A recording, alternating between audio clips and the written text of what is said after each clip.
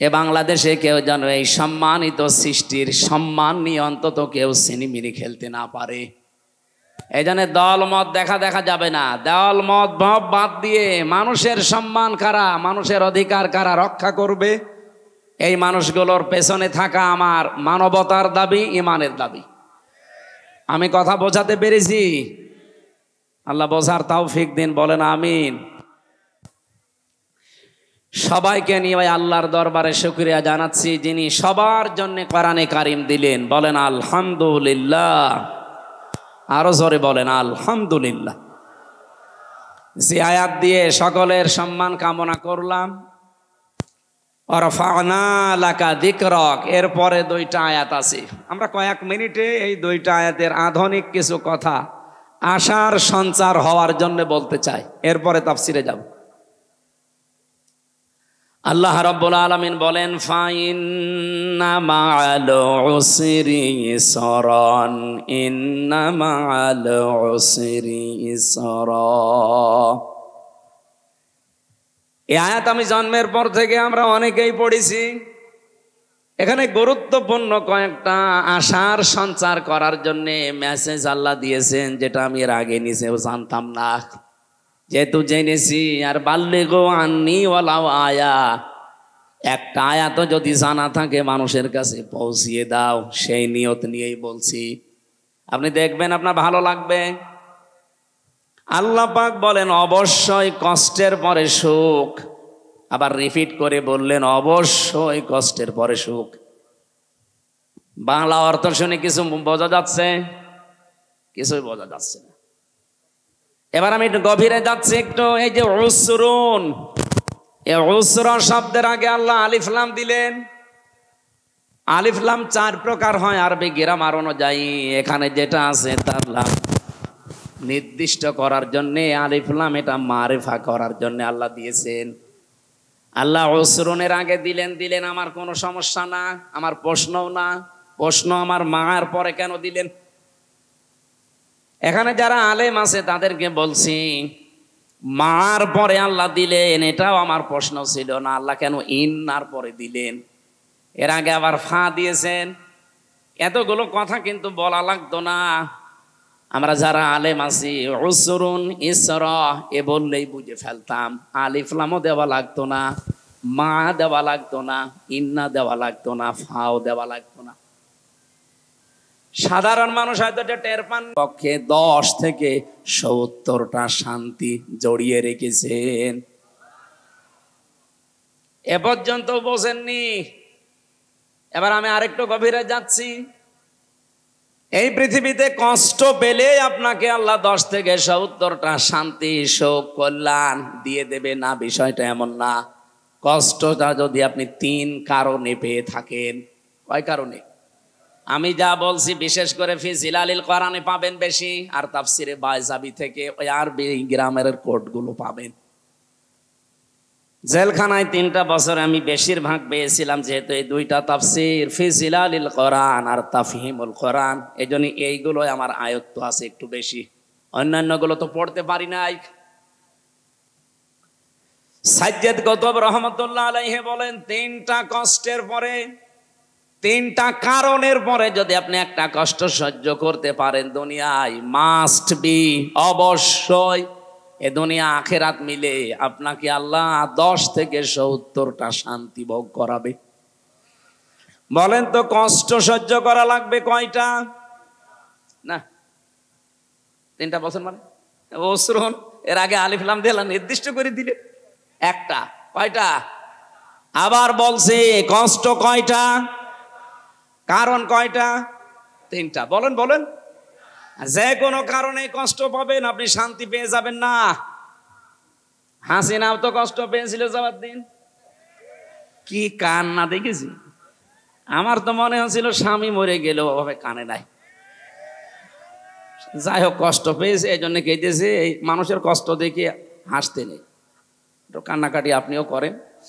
যেহেতু সে কষ্ট পেয়েছে বলে কেঁদেছে, তার এই কষ্টের সাথে আল্লাহ 70টা সুখ বরাদ্দ করে রেখেছেন, এটা আপনি কোরআনে নেই। আমি এই জন্য 3টা কারণ পড়লাম তাফসিরে। এক নম্বরে যদি আপনি দুনিয়াতে কষ্ট পেয়ে থাকেন আল্লাহর জন্যে, 2 নম্বরে আপনার কষ্ট যদি হয় রাসূলুল্লাহর জন্যে, 3 নম্বরে আপনার কষ্ট যদি হয় মানবতার জন্যে। বলেন তো উনি যেদিন চলে যায় এই 3টার একটাও ছিল। ওনার কষ্ট আল্লাহর জন্য না, রাসূলুল্লাহর জন্যও না, মানবতার জন্য তো নাই। যদি মানবতার জন্য কষ্ট পেতেন তাহলে 2732 জন মানুষ মেরে ফেলতেন না। তাহলে মাস্ট বি, যেহেতু আল্লাহ ইন্না দিয়েছেন, এই জন্য আমরা বিশ্বাস করি যারা দুনিয়াতে একটা কষ্ট আমরা সহ্য করেছি, কেউ আল্লাহর জন্যে, কেউ রাসূলুল্লাহর জন্যে, কেউ মানবতার জন্যে, দুনিয়া আখেরাতে অবশ্যই আল্লাহ 70টা করে শান্তি আমাদেরকে সামনে দিয়ে রেখেছেন। এটা অবশ্যই আপনি দুনিয়া আখেরাত মিলে পাবেনই, এই জন্য আল্লাহ রিপিট করেছেন। এবার সিস্টেম অপর পৃষ্ঠায় দেখুন। আপনি যদি দুনিয়াতে একটা সুখ ভোগ করেন, এদিকে তাকান, আপনি যদি একটা সুখ দুনিয়াতে ভোগ করেন আর এই সুখটা যদি হয় অবৈধ সুখ, এক একটা সুখের জন্য কমপক্ষে আপনাকে 70টা করে কষ্ট দুনিয়া আখেরাতে ভোগ করা লাগবে। সুখ কয়টা? আরো জোরে। সুখটাকে বৈধ না অবৈধ? আপনি যদি সুখটা বৈধভাবে ব্যবহার করেন, পৃথিবীতে ভোগ করে যান, আপনার জন্য 70টা অশান্তি, দুঃখ, কষ্ট না নেই। কিন্তু সুখ যদি অবৈধ হয়, অবশ্যই আপনার জন্য 70টা কমপক্ষে দুনিয়া আখেরাত মিলে অশান্তি, দুঃখ, কষ্ট, অপমান, অপদস্থ এগুলো রেডি হয়ে আছে। মাল উসরি ইসরা, একটার পর একটা পেতে থাকবেন।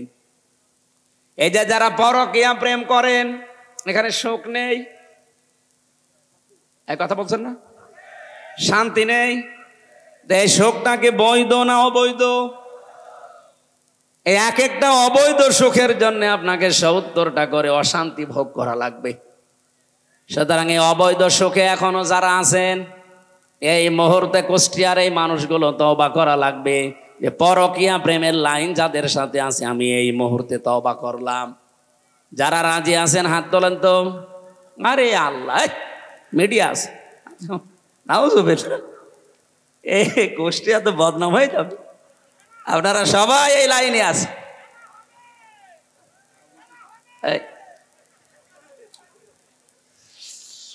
কুষ্টিয়াবাসী, আমি হাসির জন্য বলি নাই, এই অবৈধ সুখে আমরা জানছি, দেখতে পাচ্ছি। আজ হাজার হাজার মানুষ মনে হচ্ছে 180 মাইল বেগে দৌড়াচ্ছেন। 2-3টা ছেলে মেয়ের মা, এরপরে উনি চলে যাচ্ছে আর একজনের সাথে। উনি অবশ্যই সুখ শান্তি সেখানে কিছু না কিছু পেয়েছেন। এক কথা বলছেন না কেন? আর ওই সুখটা কি অবৈধ না বৈধ? এরকম অবৈধ সুখে যারা আছেন এখনই থামেন ওখানে, এক্ষুনি থেমে যান, ফুল স্টপ। নাই তো একটার জন্য দুনিয়া আখেরাত মিলে আপনি 70টা অশান্তি, দুঃখ, কষ্ট ভোগ করা লাগবে। এবার আমি বাস্তব একটা কথা বলছি, এদিকে তাকান। এই 15.5 বছরে যারা দায়িত্বে ছিলেন, বলেন তো এই ক্ষমতা কি বৈধ ছিল না অবৈধ? অবৈধ ছিল, তার বাস্তব প্রমাণ আমি নিজে। আমার 33 বছর এখন বয়স, 92-তে আমার জন্ম। 18 বছর থেকে যদি আমি ভোট দেওয়া আরম্ভ করতাম, 3 বার ভোট দিতে পারতাম, একবারও পারি নাই। একবার না জেলে ছিলাম, মাফ করে দিলাম, বাকি 2 বার। বলেন, বাকি 2 বারও পারি নাই। তার মানে এই 3 টার্মে কোনো ভোট হয়নি। হয়নি তার প্রমাণ আপনাদের এখানে যিনি ছিল উনি কে? কথা বলছেন এখানে। অথচ তারা কিন্তু সুখ পেয়েছে, শান্তি পেয়েছে। এই আমলা বাজারে কত সুখ তারা ভোগ করেছে। মেহেরপুর ভেড়া মারা মিলে কত সুখ তারা ভোগ করেছে। বলেন তো এই সুখ, এই শান্তিগুলো কি বৈধ না অবৈধ ছিল? তাহলে এক একটা অবৈধ সুখ ভোগ করেছেন যারা, সে যেই হোক, একটার জন্য কমপক্ষে 70টা করে অশান্তি আপনার জীবনে আল্লাহ দেবে। এরপরে আপনি শর্ট করে ঢুকে পড়বেন। আপনি কি বোঝেন না হা করে আছেন? অনেকে দেখছি না, সেই বলে যে আমি শর্ট করে আসতেছি, কিছু মানুষ পাগল হয়ে যায়, মনে হচ্ছে এখনই হয়ে যাবে।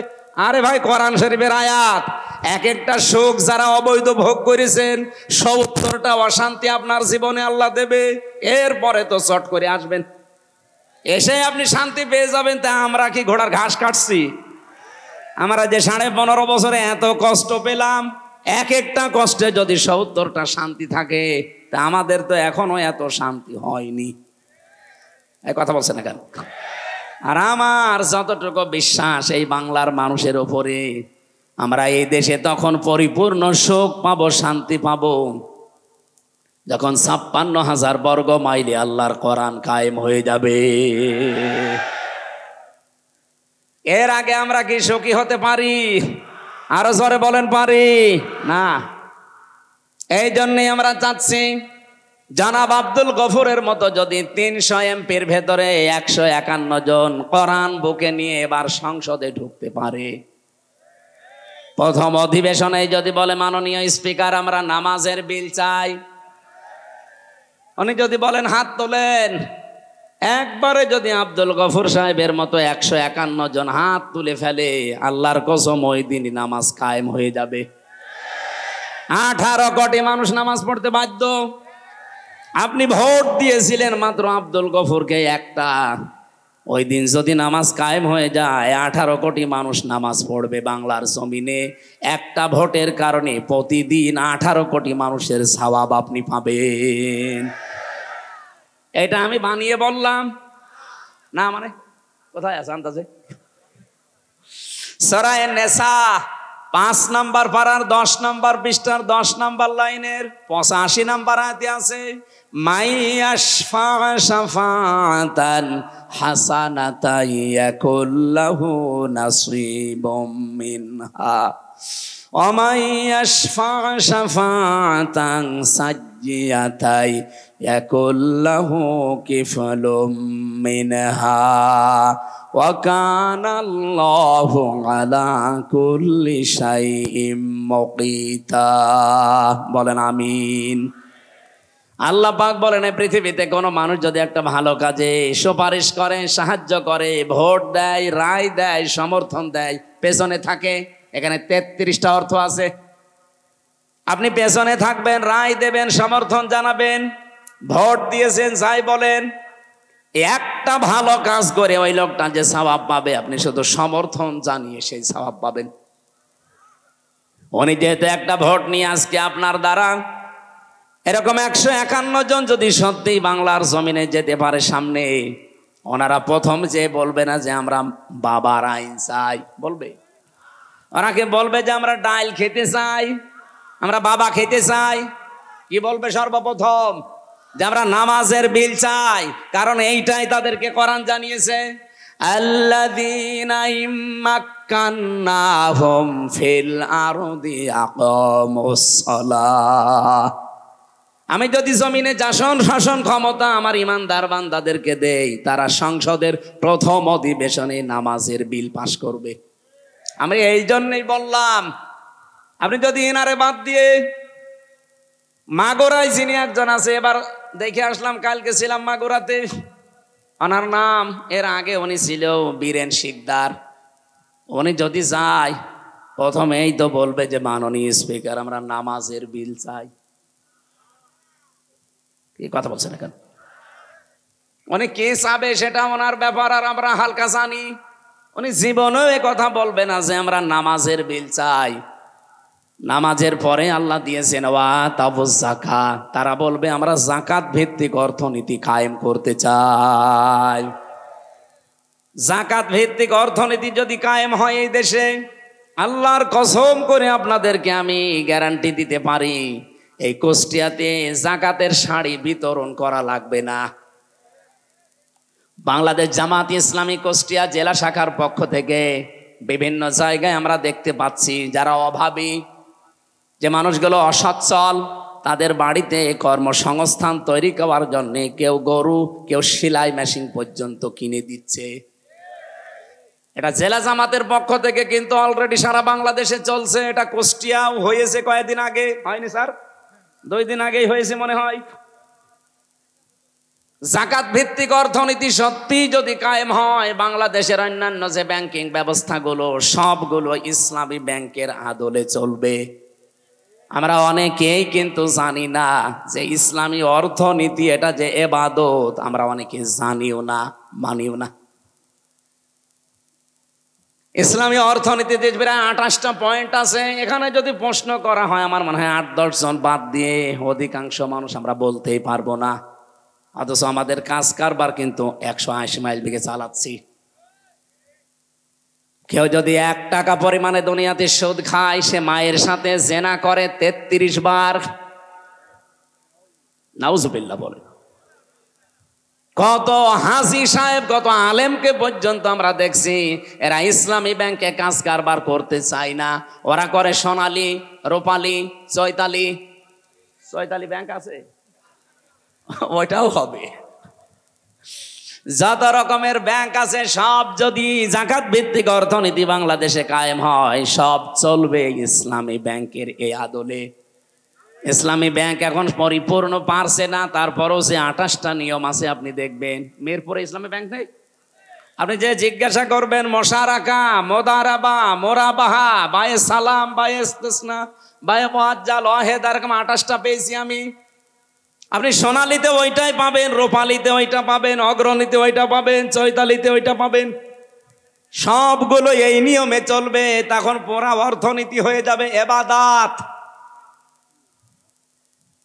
আর ওনারা গেলে আমার বিশ্বাস নামাজের পরে জাকাতের বিল আনবে। যদি না আনে ভোট দেবেন না। কে স্যার আনবেন না? আপনাকে আনা লাগবে।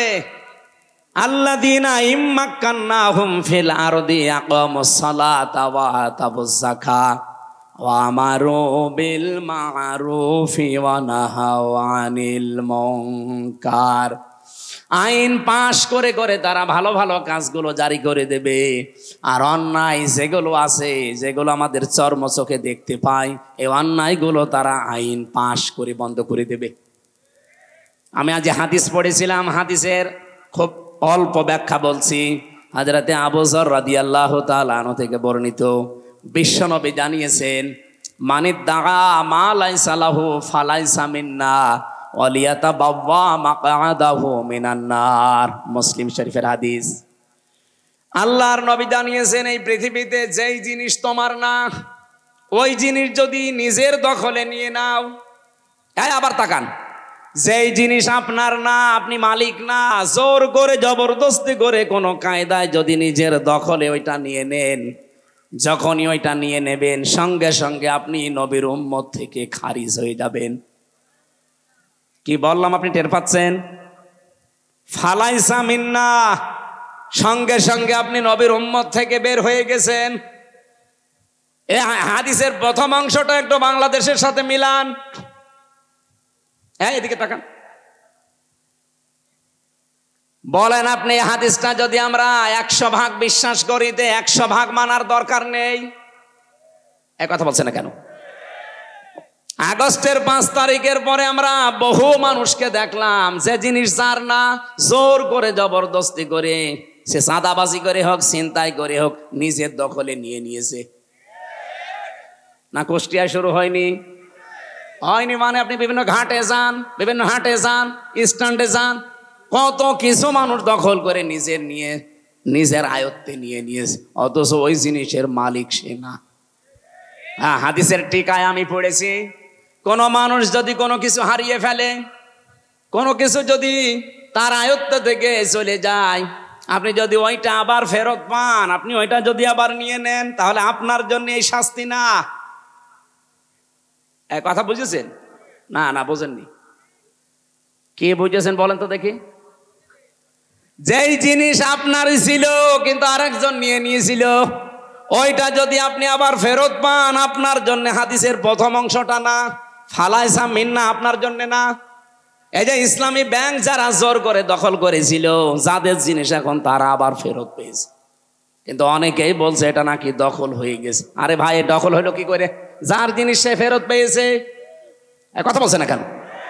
15.5 বছর যারা চালিয়েছে ইসলামী ব্যাংকটি তাদের ছিল, যাদের ছিল তারা ফেরত পেয়েছে। এখানে দখল করার কি আছে? আমার জিনিস আমি পেয়েছি, কিন্তু যে জিনিস আমার না ওইটা আমি দখল করে নিলাম। এই বাড়ি আমার না, বাড়ি আমি দখল করে নিয়েছি। হ্যাঁ, এ বাড়ি যদি আপনারই ছিল, এই 15.5 বছরে যদি দখল হয়ে যায়, আপনি আবার ফেরত নিয়ে নেন। হ্যাঁ, বুঝে ফেলিস? ঠিক আছে, আপনার মাথায় সমস্যা আছে। 2 নাম্বারের পয়েন্টটা কি ছিল? ওয়ালিয়াতাবাওয়া মাকআদাহু মিনান নার, সে যেন জাহান্নামে নিজের একটা স্থান তৈরি করে নিল। বলেন নাউজুবিল্লাহ। এটা হয়তো বাংলাদেশের জন্য হবে না, অন্য দেশের জন্য হচ্ছে। এই যে ভারতে আমাদের বাপ দাদারা যারা পূর্বপুরুষ, তারা হাজার হাজার বিঘা জমি জায়গা মাদ্রাসার নামে, মসজিদের নামে, খানকার নামে বিভিন্ন জায়গায় তারা ওয়াকফ করে দিয়েছিল। কিন্তু উগ্রপন্থী এই হিন্দুরা, সব হিন্দু না, উগ্রপন্থী যারা জঙ্গি সন্ত্রাসী, এ মোদির মরিদ যারা, তারা যে ওয়াকফ আইন বাতিল, একটা অবৈধ আইন তৈরি করে সব এখন তারা কিন্তু দখলে নিয়ে নিচ্ছে। সুতরাং হাদিস অনুযায়ী বলতে পারি এই উগ্রপন্থী হিন্দুরা সব জাহান্নামী। কারণ অন্যের জিনিস আপনি দখল করে নেবেন, মানে যে জিনিস আপনার না আপনি দখল করে নিলেন কেন? ইসরায়েলের দিকে তাকান, 1940 সালে তাদেরকে থাকতে দিয়েছিল, এখন আমরা যেমন রোহিঙ্গাদের থাকতে দিয়েছি এইভাবে। আর পৃথিবীর নিকৃষ্ট জাতি এই শয়তান ইহুদিরা এখন তাদেরকে এই দেশ থেকে তাড়িয়ে দিচ্ছে। যে জিনিস আপনার না আপনি জোর করে নিজের দখলে নেবেন। আপনি বিশ্বাস করতে পারেন, আপনি ইহুদি দাবি করেন, নাসারা দাবি করেন, আহলে কিতাব দাবি করেন, যাই করেন, আপনি জাহান্নামী। এই হাদিস আমি বানালাম, বলেন বলেন। সুতরাং এই বাংলাদেশে যে জিনিস যার ছিল না, যদি জোর করে কেউ দখল করে নিয়ে থাকেন, ওইটা ফেরত দেওয়া লাগবে। কথা বলছেন না কেন? ও যদি ফেরত না দেয়, ও কি নবীর উম্মত আছে? ও নামাজি হতে পারে, রোজাদার হতে পারে, ও হজ করতে পারে, কিন্তু নবীর উম্মত নেই। এই জন্য বক্তব্যের মাঝে ফা আছে, ফালাইসা মিন্না, ও আমার উম্মত নেই। আগস্টের 5 তারিখের পর থেকে এই 8.5 মাসে বাংলাদেশে বহু মানুষ আমরা দেখতে পাচ্ছি নবীর উম্মত থেকে বের হয়ে গেছে। কুষ্টিয়াতেও যারা বের হয়ে গেছেন তারা আবার ফেরত আসেন। যার যারটা নিয়েছিলেন অবৈধভাবে ওকে ফেরত দিয়ে দেন। আমি কথা বোঝাতে পেরেছি ভাই? এটা আমার নিজের জেলা, একটু মায়া মহাব্বত আপনাদের প্রতি বেশি আছে।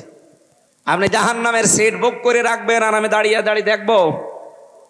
সুতরাং আপনাকে আহ্বান জানাচ্ছি, অবশ্যই আমলটা শুরু করেন। যার যেটা নিয়েছিলেন যদি ওটা আপনার না থাকে, আপনার যদি থেকে থাকে আপনি আবার ফেরত নিয়েছেন, অসুবিধা নেই। কিন্তু আপনার নিজের না, আপনি জোর করে নিজের আয়ত্তে নিয়ে নিলেন। কত মানুষ এখনো এই কাজ চালিয়ে যাচ্ছে বিভিন্ন জায়গায়। এ জেলায় যদি এখনো শুরু না হয়, মেহেরপুরে হয়েছে, চুয়াডাঙ্গায় হয়েছে। আল্লাহর ওলি তো সবই বুঝে ফেলছে, আলহামদুলিল্লাহ। এইরকম শ্রোতা থাকলে তো ওয়াজ করে মজা পেতাম। সব বুঝে ফেলছে, আর আমরা অনেকে এখনো কিছুই বুঝি নাই। দেখেন এখানে অনেক মানুষ বসে আছে, বলছে হুজুর আমি এখনো কিছু বুঝি নাই। এদিকে আসেন, আসে। আপনাকে বুখারী শরীফ দিয়ে, মুসলিম শরীফ দিয়ে, কোরআন শরীফ দিয়ে হবে না। কি শরীফ লাগবে? বুখারী শরীফ লাগবে। আমি সহ যারা এখানে এসেছি, রেকর্ড হচ্ছে সারা দুনিয়ায়, যেখানে ছড়াচ্ছে, আমরা যেন এই হাদিসের উপরে আমল করতে পারি।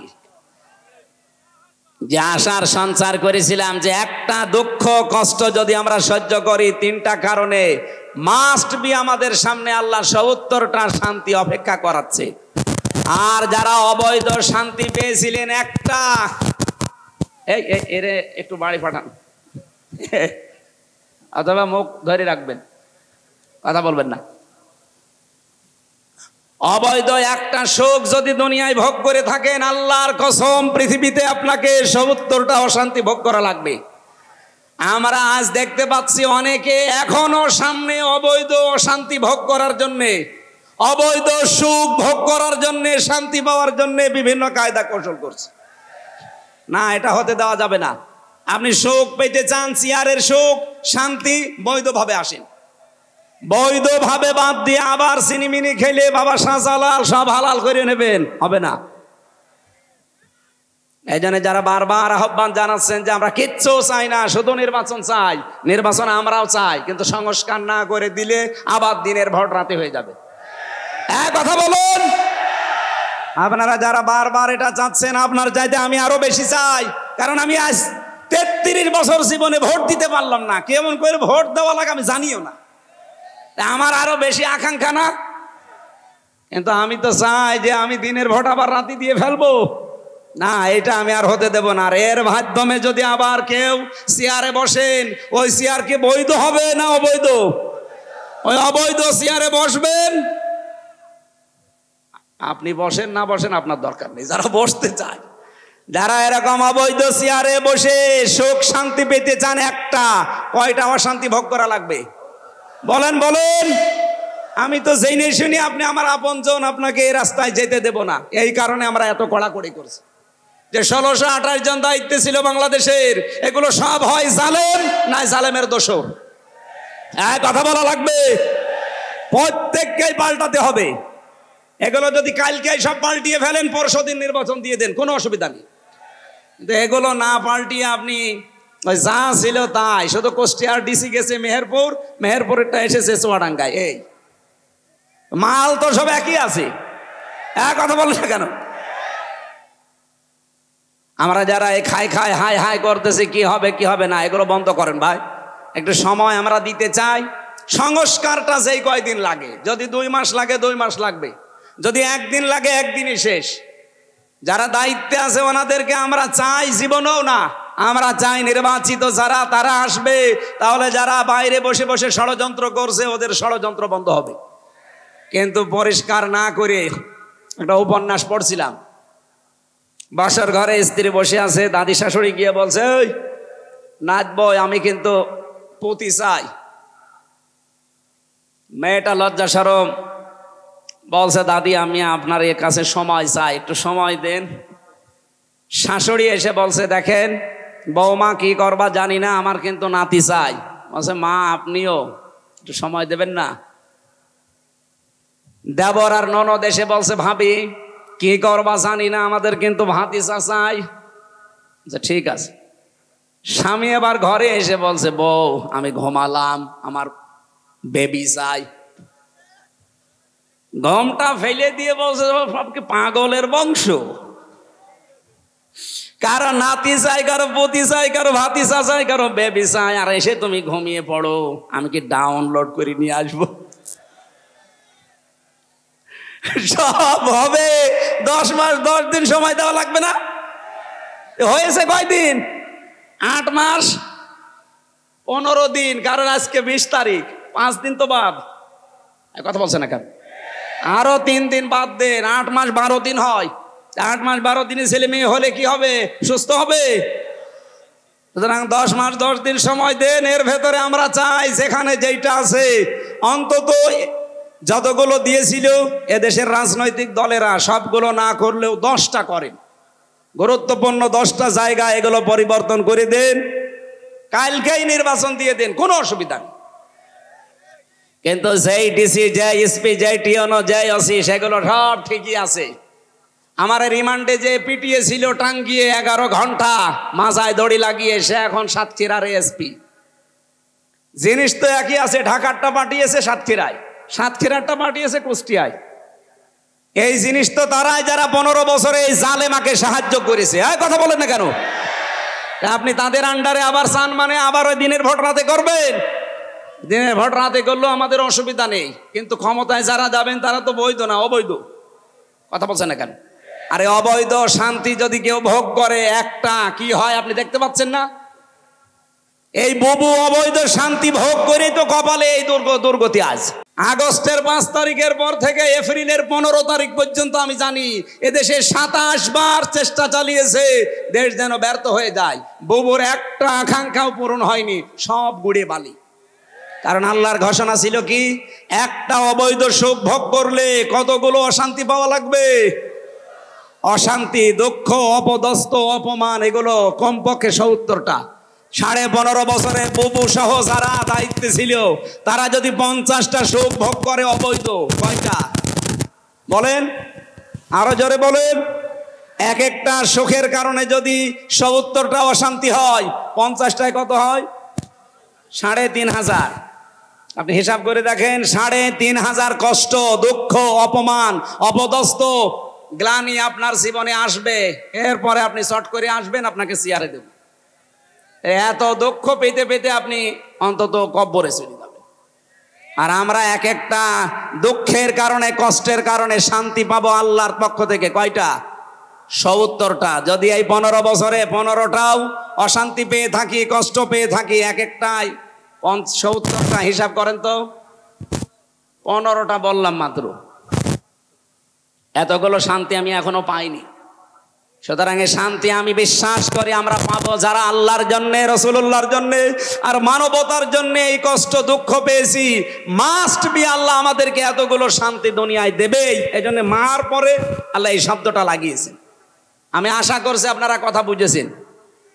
আল্লাহ রাব্বুল আলামিন, আমি ওয়ারাফা'না লাকা যিকরাকের পরে এই আশার সঞ্চার করার জন্য আয়াতটা বললাম। আল্লাহ আমাদেরকে যেন, অনেকে হতাশ হয়ে যাচ্ছে, না, হতাশার কিছু নেই। ওয়ালা তাহিনু ওয়ালা তাহজানু। আলেমরা নেই এখানে? কত আলেম বসে আছে? ওয়ালা তাহিনু ওয়ালা তাহজানু, এতটুকু আল্লাহ শেষ করে দিতে পারতেন। এরপরে অন্য শব্দ লাগালে আমি আয়াতটাও বলতাম না। গুরুত্বপূর্ণ তথ্য আছে এখানে একটা। রব্বুল আলামিন বলেন ওয়ালা তাহিনু ওয়ালা তাহজানু, আমার নির্দেশ, আমার অর্ডার সূরা আলে ইমরান 139 নম্বর আয়াতে আছে। কোনো ভয় নেই, কোনো চিন্তা নেই, হতাশাগ্রস্ত হওয়া যাবে না। ওয়া আনতুমুল আ'লাউনা। যারা আরবি গ্রামার বসে, বালাগাত মান্তিক পড়ায়, শব্দটা ছিল ওয়া আনতুম আল আ'না আল আ'লাউনা। মুবতাদা, খবর। আমরা সব সময় জানি মুবতাদা যদি মারিফা হয় খবর হবে নাকিরা।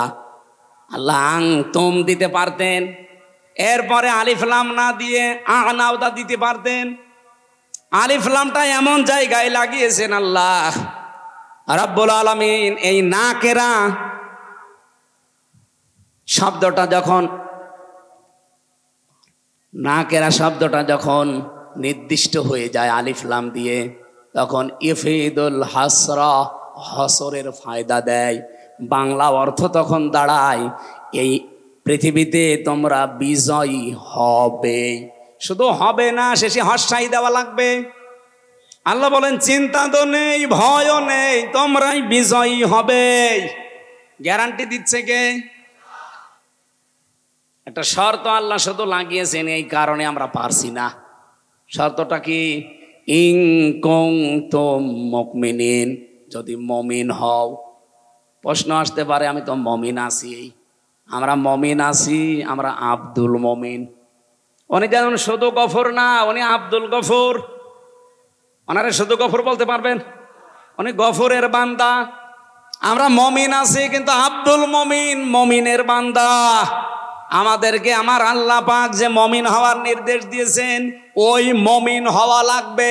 তাহলে আল্লাহর ঘোষণা অক্ষরে অক্ষরে আল্লাহ পালন করবে। আর সেই সংক্রান্ত একটা আয়াতই আমি কোরআন থেকে পড়লাম, সূরা বাকারা 208 নম্বর আয়াত। এইদিকে তাকান,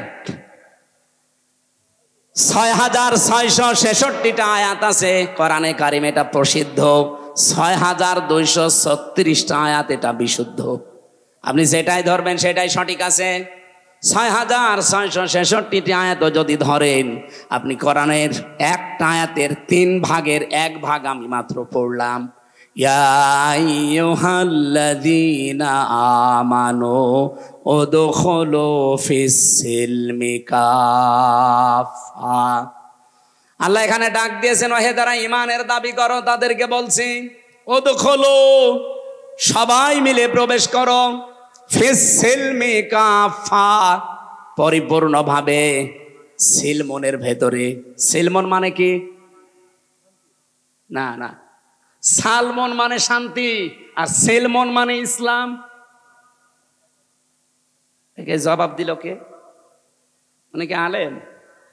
শব্দের অর্থ জানে না, আন্দাজে জবাব দেয় কেন? এখানে আলেম বসে আছেন। সেলমন আর সালমন শব্দ দুইটা কিন্তু আলাদা।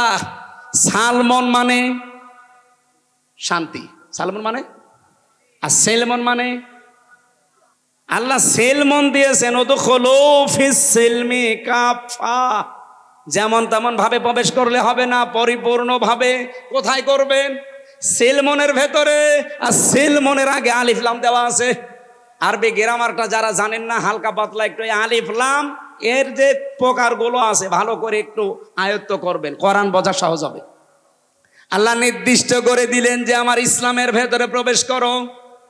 আমি গত কালকে না পরশু দিন আমার আলোচনা ছিল সকালে 20 মিনিট মতো, ওই যে বাংলাদেশ জামাত ইসলামের ওলামা বিভাগের কুষ্টিয়াতে। আমি এই উদখুলু ফিস সিলমি কাফার উপরে 5টা পয়েন্টে কথা বলতে চেয়েছিলাম। মেহমান আসার কারণে আমি বলতে পারি নাই। আমি এটা এখন রিপিট করছি, আর একটু বিস্তারিত ব্যাখ্যা করতে চাই। যেহেতু আমাদের চিন্তা নেই, ভয় নেই, বিজয়ী হবই, হব না শুধু হবই যদি আমরা মুমিন হতে পারি। আর মুমিন হতে হলে আল্লাহ মুমিনদেরকে ডাক দিয়েছেন যে ইসলামের ভেতরে পরিপূর্ণভাবে প্রবেশ করো। আমরা যে ইসলামে পরিপূর্ণভাবে প্রবেশ করেছি তার প্রমাণ কি? আপনাকে যদি বলা হয় ইসলামে প্রবেশ করেন, আমি বলি করেছি না। কোরআন শরীফের ভেতরে এই সিলমন শব্দের ব্যাখ্যা আমি যত জায়গায় পেয়েছি, আমার জীবনে আমি এই শব্দটা নিয়ে প্রায় 42টার উপরে তাফসির মিলিয়েছিলাম। আমার এই ছোট জীবনে আমি মিলাতে 42টা মুফাসসিরের সামারাইজ পেয়েছি। এ পৃথিবীতে কোনো মানুষ যদি 5টা বিষয় মানতে পারে, সে যেন নিজে বিশ্বাস করে যে আমি পরিপূর্ণ ইসলামে প্রবেশ করেছি। আপনি দেখেন তো আপনি কয়টায় প্রবেশ করেছেন? কুষ্টিয়াবাসী, আমি আবার বলছি, আমি কিন্তু খুব ভালোবাসি আপনাদের। যদিও আপনাদের এই জেলায় যারা দায়িত্বে ছিল এর আগে আমাকে এই 15টা বছরে জেলায় ঢুকতে দেননি। কোথায় তারা? আজ দোয়া করছে আল্লাহ তাদেরকে হেদায়েত দিয়ে ফেরত নিয়ে আসুক। আর যদি হেদায়েত না থাকে যেন তিনি তার কাছে তুলে নেয়। হেদায়েত না থাকলে আবার আসলে ওই ক্যান্সারের মতো সমস্যা হবে। এজন্য হেদায়েত যদি কপালে থাকে আল্লাহ যেন ফেরত নিয়ে আসে। হেদায়েত না থাকলে ও ছাতা মাতার দরকার নেই, তারা যেন আল্লাহর কাছে সরাসরি চলে যায়। এজন্য খুব ভালোবাসা নিয়ে বলছি, আমরা চাই প্রত্যেকে আমরা পরিপূর্ণভাবে ইসলামে প্রবেশ করব, না আংশিক? বলেন পরিপূর্ণভাবে যদি কেউ ইসলামে প্রবেশ করতে চান, প্রথমে তাকে মানা লাগবে আল্লাহর কাছে সে যেন আত্মসমর্পণ করে। এই ব্যাখ্যায় আমি পেয়েছি সূরা বাকারার 131 নম্বর আয়াত। রব্বুল আলামিন বলেন, ইয ক্বালা লাহু রাব্বুহু আসলিম ক্বালা আসলামতু লিরাব্বিল আলামিন। বলেন আল্লাহু আকবার। আমাদের জাতির পিতা যিনি হযরত ইব্রাহিম আলাইহিস সালাম, রব্বুল আলামিন তাকে বলেছিলেন আত্মসমর্পণ করো। তিনি বললেন আমি আত্মসমর্পণ অলরেডি করে ফেলেছি। কিভাবে করেছিলেন? গাছের মাথায় বসে কোড়াল দিয়ে তিনি কাঠ কাটছিলেন। আল্লাহ পাক বলেন ইব্রাহিম আত্মসমর্পণ করো। উনি বলেন কিভাবে? বলেন ওখান থেকে খাতনা করো। গাছের মাথায় বসে কোড়াল দিয়ে খাতনা করে ডাক দিলেন আসলামতু লিরাব্বিল আলামিন। মহাবিশ্বের প্রতিপালক ওই আল্লাহর কাছে আমি আত্মসমর্পণ করে ফেলেছি। শুধু করব তা না, আসলাম তো এটা মাঝি, আমি করে ফেলেছি। এখন থেকে আমার নিজের ইচ্ছা মতো আর কিছু হবে না, আল্লাহর ইচ্ছায় আমার ইচ্ছা। এইরকম মন যদি আপনি তৈরি করতে পারেন ইব্রাহিম নবীর মতো, উনি তার সন্তানদেরকেও এইটাই শিখিয়েছিলেন। আমরা যেহেতু ইব্রাহিম নবীর রূহানি সন্তান, এদিকে তাকান।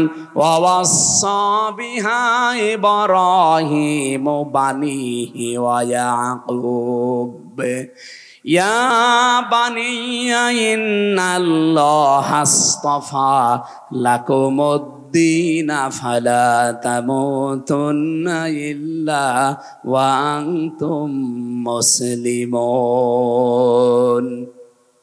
স্মরণ করো ওই সময়ের কথা যখন তার সন্তান ইব্রাহিম আলাইহিস সালাম তার সন্তান ইয়াকুব,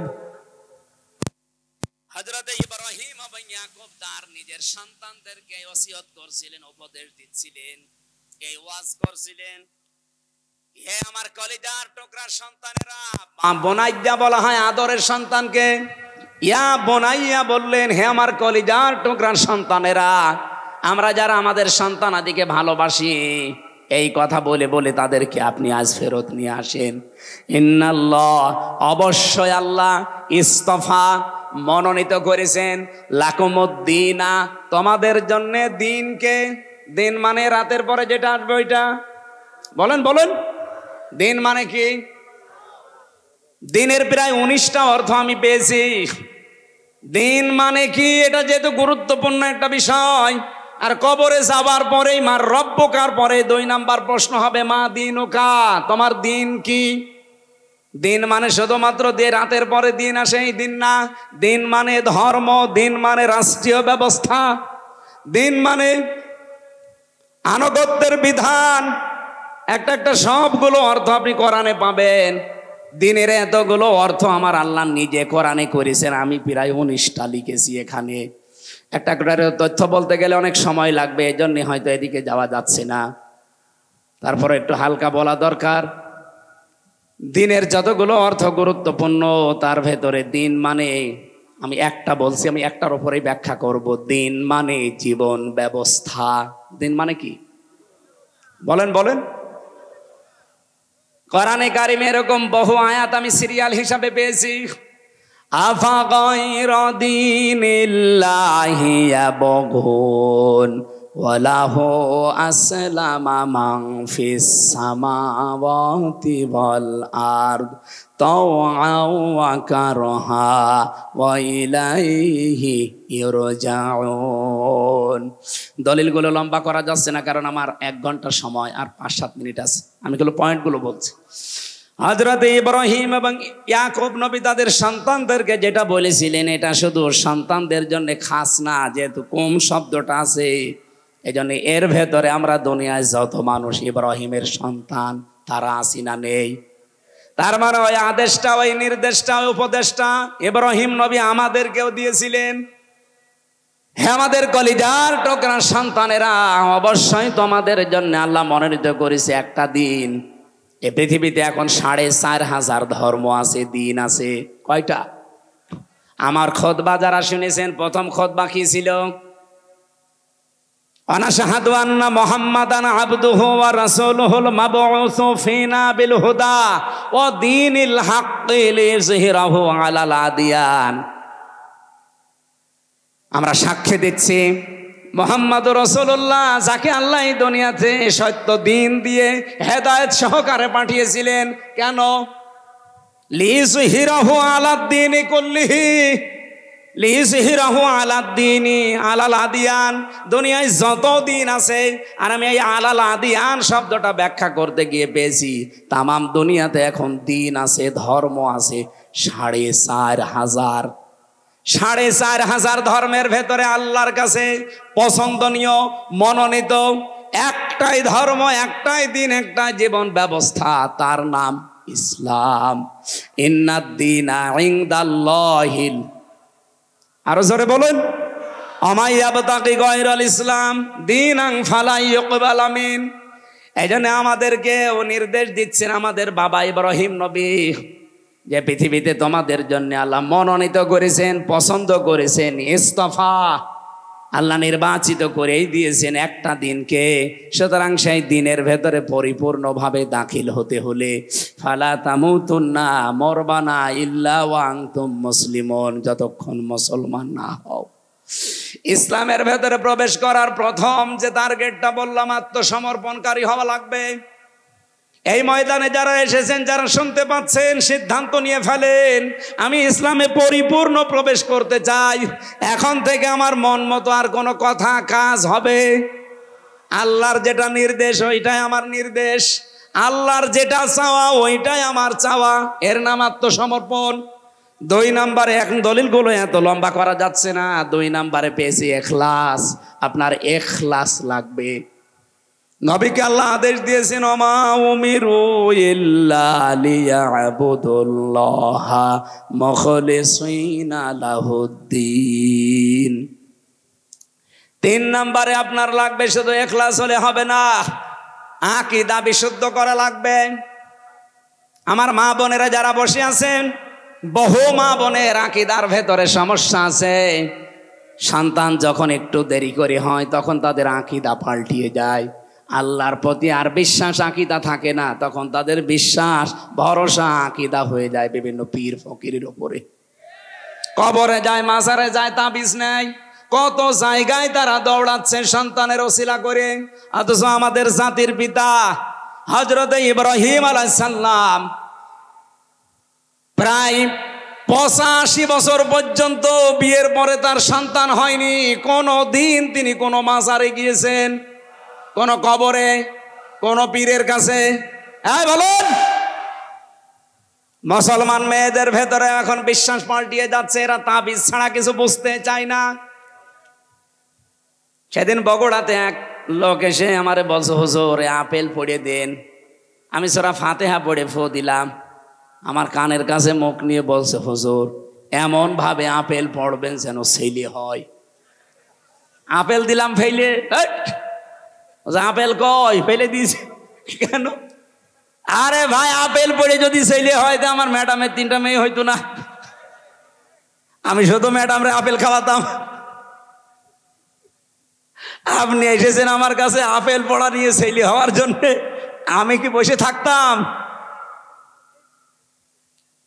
সম্মানিত মা বোনেরা, আকীদা সাফ করা লাগবে। এই বাংলাদেশে পুরুষদের ভেতরে এখন একটা আকীদা বদ্ধমূল হয়ে আছে যে ক্ষমতায় মনে হয় জনগণ দিতে পারে। এই আকীদা নেই আমাদের, এই বিশ্বাস আমাদের অনেকের নেই। আপনি মুশরিক, ইসলামে এখনো পরিপূর্ণ আসতে পারেননি, কারণ আকীদা সাফ করা লাগবে আপনাকে। আল্লাহ যেটা পারে ওইটা অন্য কেউ পৃথিবীতে পারে? বলেন বলেন। আমেরিকা পারতে পারে, রাশিয়া পারতে পারে, ভারত পারবে। অনেকে তো বিভিন্ন দিকে দৌড়াচ্ছে এই কারণে না। আকীদা সাফ করেন। ইসলামে যদি পরিপূর্ণ প্রবেশ করতে চান, আল্লাহ যেটা পারে ওইটা অন্য কেউ, আরো জোরে বলেন, অন্য কেউ। এ পৃথিবীতে আল্লাহ আইন তৈরি করতে পারে শুধু তুমি একা, আর কেউ পারে না। সূরা আলে ইমরান 164 54 নম্বর আয়াতে আছে, মাঝের অংশে 4 নম্বর পারা 9 নম্বর পৃষ্ঠা 3 নম্বর লাইনে আছে। সুতরাং আল্লাহর আইন বাদ দিয়ে অন্য কারো আইন যারা প্রতিষ্ঠা করার চেষ্টা করেন, বিশ্বাস করেন, আপনি মুশরিক হয়ে গেছেন, আপনি শিরিক করছেন।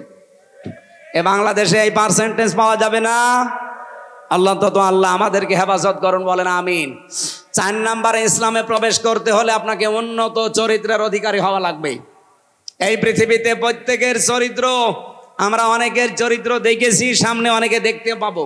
উন্নত চরিত্র বানাতে হলে একমাত্র ব্যক্তি আছে, মুহাম্মাদুর, আরো জোরে বলেন মুহাম্মাদুর। তার 63 বছর, বিশেষ করে 40 থেকে 63, এই 23 বছরের 1 সেকেন্ডও আপনি বাদ দিতে পারবেন না। অনুসরণ করলে এগুলো অনুসরণ করা লাগবে। বহু মানুষ বলে যে হুজুর আমরা আছি 1 থেকে 40 পর্যন্ত, কিন্তু 40 থেকে 63 এই 23 বছরের ঝামেলা ওর ভেতরে নেই। এমনকি বহু মানুষকে আমি এখন শুনতে পাই, তারা বলে আমরা 40 থেকে 53 এই 13 বছর মানি, কিন্তু বাকি যে 10 বছর উনি খালি যুদ্ধ বিগ্রহ করেছেন, এই জন্য একটু ঝামেলা, ওই 10 বছরে আমরা নেই। আরে ভাই 13 বছর যদি আপনি মানতে পারেন মক্কার জীবন, 10 বছর মদিনার জীবনও মানা লাগবে। আমরা যারা 13 বছর কষ্ট করলাম, এখন মদিনার 10 বছর আমরা অন্তত শান্তি করতে চাই। কি কথা বলছেন এখন? 13 বছর কষ্ট না, 15 বছর করেছে, আরো 2 বছর বেশি। সেই হিসাবে আমরা একটা আশা করতে পারি, নবীজি যেমন 10 বছর রাষ্ট্রীয় ক্ষমতায় ছিলেন, আগামীর 10 বছর বাংলাদেশে কোরআন ক্ষমতায় থাকবে। এটা দেখতে চান না? কারা কারা চান দেখি? লিল্লাহে তাকবীর। হাত তোলেন কে? দেখেন তো, দেখেন তো হাত তোলেন কে? এই যে হাত তোলেন, তোলেন, হাত তুলে রাখেন। আরো ভালো ফেরেশতারা ভিডিও করছে, শুধু এই ভিডিও না, তোলেন। এই 5 মিনিট সময় দিলাম, হাতগুলো এভাবে তুলে পকেটে দিয়ে যারা যাচ্ছে খরচের জন্য দিয়ে যাবে। আমি পরের পয়েন্টে যাব ভাই, ঝামেলা করলে কিন্তু মাহফিল বন্ধ করে দেব। যাচ্ছে তাড়াতাড়ি যান, খুব তাড়াতাড়ি হাত তুলে রাখবেন। ওরা গেলে ভেড়ে যা আছে খালি ভাড়া বাদ দিয়ে দেবেন। আরে যে স্টেজেও নেন, চেয়ার দিয়েছেন, এনাদের কাছে নেবেন না? আমার কাছেও আসেন, আমি যাতে থাকে দিচ্ছি। আসেন, যা আছে তাই দেওয়া লাগবে। এই স্টেজে নেন তো, যারা যারা বসে আছে চেয়ারে আরো বেশি করে নেবেন। এই টাকা আছে? অন্তত আমারও দেওয়া লাগবে, কুষ্টিয়া জেলা যেহেতু। দাঁড়ান দাঁড়ান, একেবারে না দিলে তো সমস্যা। ও প্রধান অতিথির টাকা নিয়ে যান।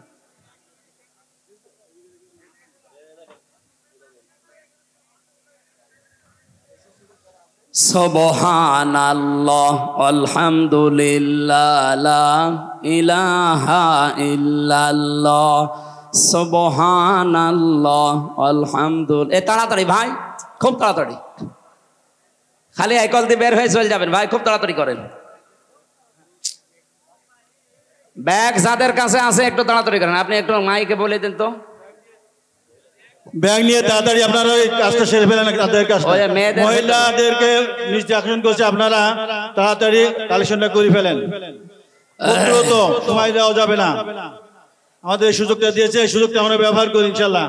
আমরা সবাই দ্রুত দিয়ে দিই এবং সমস্ত স্বেচ্ছাসেবক ভাইরা ব্যাগ নিয়ে দ্রুত এই কালেকশনটা করে ফেলেন।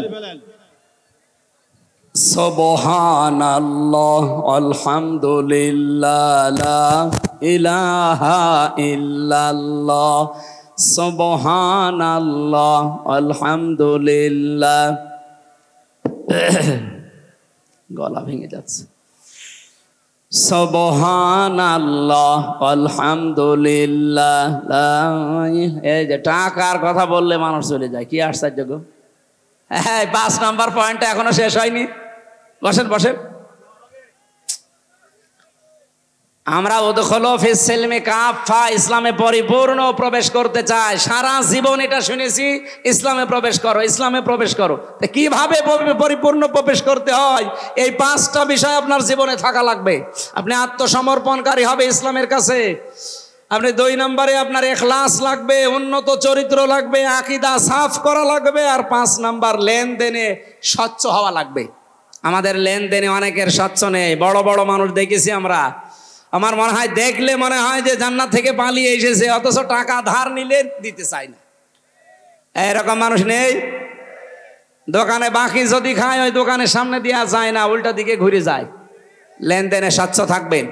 এই 5টা বিষয় যখন দেখবেন পরিপূর্ণ আপনি মানতেছেন, আপনি মনে করবেন যে আমি ইসলামে পরিপূর্ণ প্রবেশ করেছি। সম্মানিতা মা বোনেরা, আপনাদের জন্য একটাই মাত্র ওয়াজ করছি।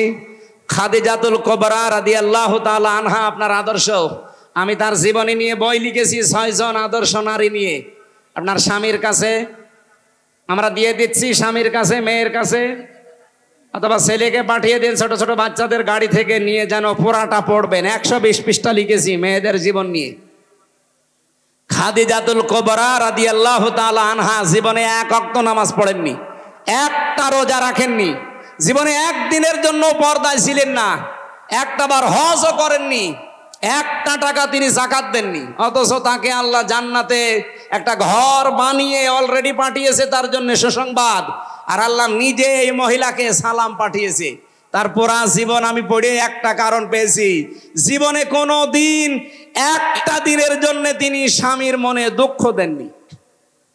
এখানে যারা আমরা আছি, একটা স্বামী হাত তুলতে পারবেন যে জীবনে আমার বউ একদিনের জন্য আমাকে কোনোদিন দুঃখ দেয়নি? হাত তোলেন তো দেখি। না, একজনও নেই। এই যে মুরব্বি, মুরব্বি সভাপতি হাত তুলতে পারছে না। কিসের ওয়াজ করছি? কেউ পারলাম না আমরা। এটা যদি উল্টিয়ে বলা হয়, মেয়েরা যদি বলে একটু স্বামীকে জিজ্ঞাসা করেন তো, জীবনে আমাকে কোনোদিন একদিনের জন্য দুঃখ দেয়নি, এরকম স্বামী আছে কিনা? পাওয়া যাবে? না না, নেই। একদিন 10টা করে দুঃখ দেওয়া হচ্ছে। মেয়েরা, আমি সময় বেশি নিয়ে ফেলেছি আজকে, আমি 1 ঘন্টা 10 মিনিট হয়ে গেছে। এত বেশি বিস্তারিত যেতে চাচ্ছি না, কারণ কালকে আমার অনুষ্ঠান আছে অনেক দূরে। দিনের বেলা একটা, রাতে একটা, সাতক্ষীরা। এই গাড়িতে আপনাদের লিখিত বই পাওয়া যায়। আমি জেলখানায় বসে লিখেছিলাম হালকা হালকা, ওগুলো বাইরে এসে পাবলিশ করেছি। দাম্পত্য জীবনের কলহ এবং তার সমাধান কি করে করা লাগে, মেয়েদের আদর্শ কারা, এই 2টা বই আছে। ছেলের জন্য একটা, মেয়ের জন্য একটা। ওটা আশা করছি যাওয়ার সময় নিয়ে যাবেন। আপনার ছেলেকে, স্বামীকে পাঠিয়ে দেন স্টেজের কাছে। মোহাম্মদপুর কোন জেলা? ও, গাংনী। গাংনীতে ওই যে মোশাররফ চেয়ারম্যান সাহেব নিয়েছে, হ্যাঁ হ্যাঁ, এই যে গাংনি পাশে, গাংনিতে ওই মোহাম্মদপুরে আমার মাহফিল আছে। রাত 8টা 8:30টায় উঠে পড়বো আমি, এশার নামাজ পড়ে উঠবো, যতক্ষণ পারি চালাবো 1-1.5 ঘন্টা ইনশাল্লাহ। আল্লাহুম্মা আমিন। লা ইলাহা ইল্লা আনতা সুবহানাকা ইন্নী কুনতু মিনাজ জালিমিন। রব্বানা যালামনা আনফুসানা ওয়া ইল্লাম তাগফির লানা ওয়া তারহামনা লানাকুনান্না মিনাল খাসিরিন। রিভাব দিন।